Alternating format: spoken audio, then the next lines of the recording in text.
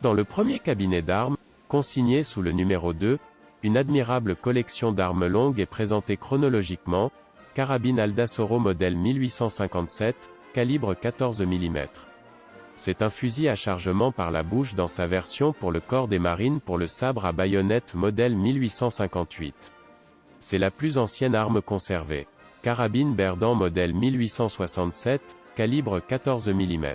Il s'agit d'une adaptation du précédent, transformant l'arrière du canon.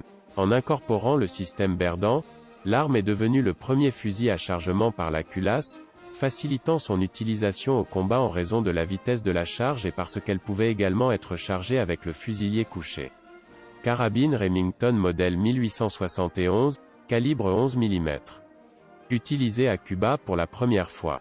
3 fusils Mauser, le modèle 1893 fabriqué en Allemagne, le modèle 1932 de fabrication nationale et le modèle 1943 utilisé jusque dans les années 70.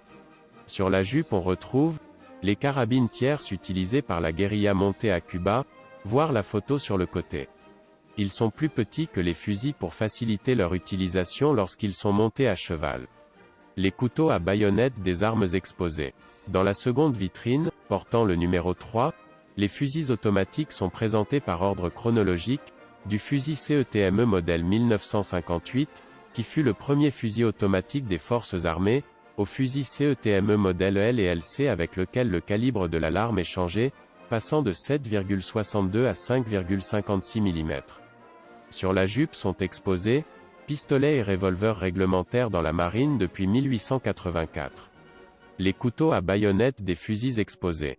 Dans la troisième vitrine, numéro 4, les mitraillettes qui ont été en service sont affichées chronologiquement.